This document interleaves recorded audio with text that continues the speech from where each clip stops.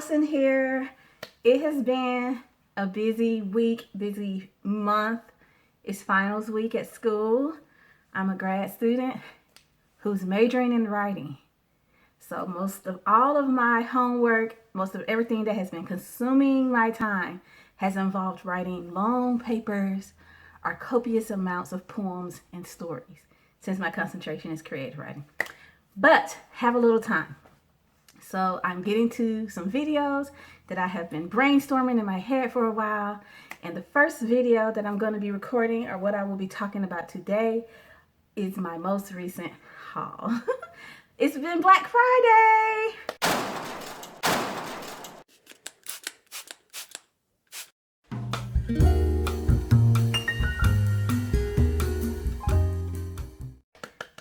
And I got some stuff. I don't know if this technically counts as being like a Black Friday sale, but I bought it on Black Friday, so maybe it does. So let's get started. So first up is the Kim Kardashian signature fragrance. This came out, I think, in 2009, and I was never really interested in buying a Kim Kardashian perfume just because I never was interested in the brand like that.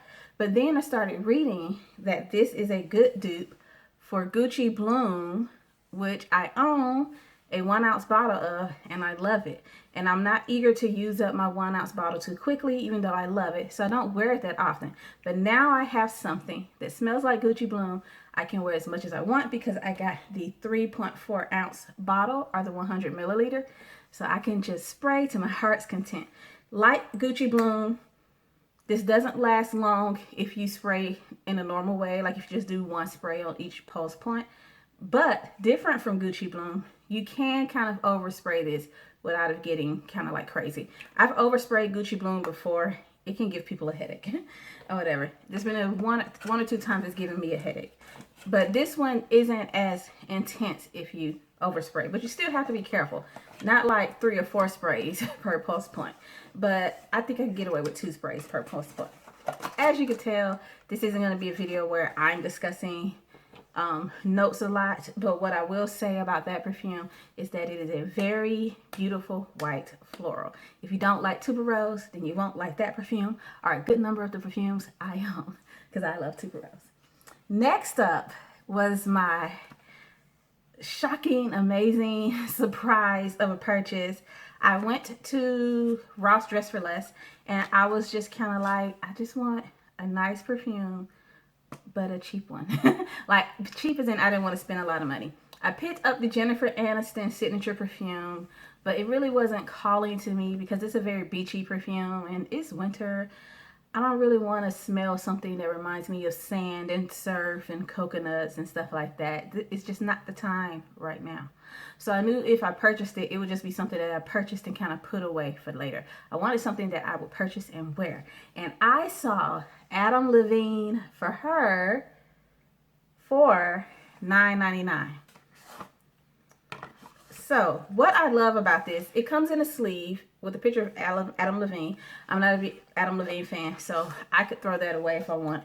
I'm thinking about throwing it away because it still has a box that is quite sturdy. This is a thick cardboard, not just a flimsy cardboard that you could kind of end up crushing by mistake or with very little effort. But when you pull the bottle out, the cap looks like a microphone.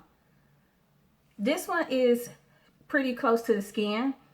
Doesn't project far, but it lasts a long time. It has marigold in it, and that makes it kind of unique. Is it marigold? It has saffron in it. It has saffron in it, and that saffron just kind of makes it a little different.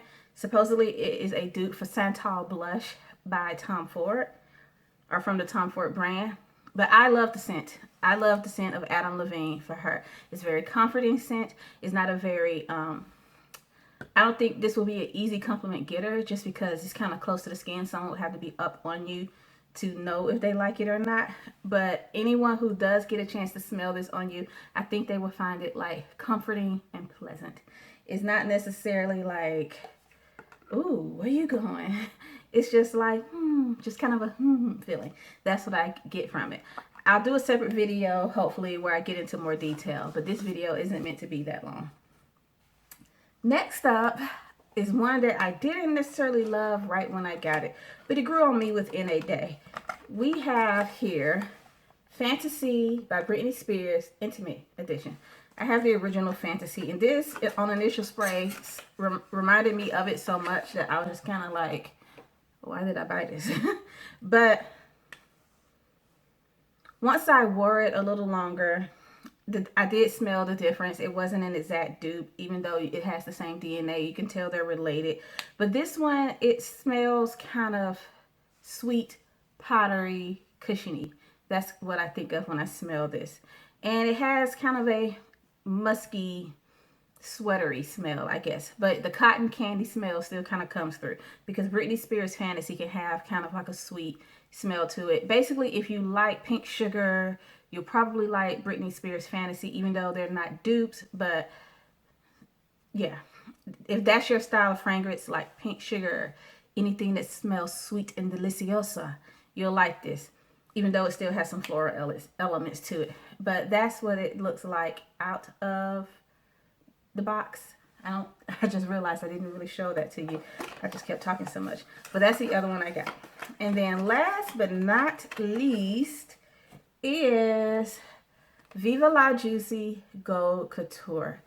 I was so excited when I saw this because I've been looking at the Viva La Juicy Gold Couture for a while on Instagram. So many people have shared their photos of it, and when I read about it, it sounds like something I would want. Because what I love about Viva La Juicy Couture, I've been kind of wanting that one because it's similar to Road Love by Rihanna, but I already have Road Love by Rihanna, so it's almost like, do I really need something that's just like Road Love by Rihanna? But what also made me more interested in this is that it supposedly is more intense on the caramel. And I can say for sure that upon testing it and wearing it, it is more intense on the caramel. Let me get it out the box so you can see it.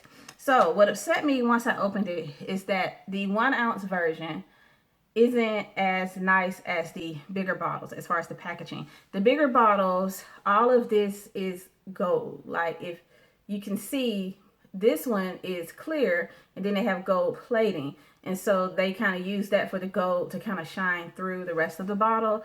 But on the bigger ones that I've seen on Instagram, the glass is gold tinted itself without it being like just gold plated in the back. So that kind of annoyed me, kind of made it quiche or whatever, even though Juicy Couture is quiche anyway.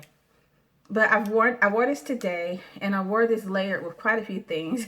I'll talk about that later. But today's scent of the day was nice. I got quite a few compliments on it. People were like, you smell so good.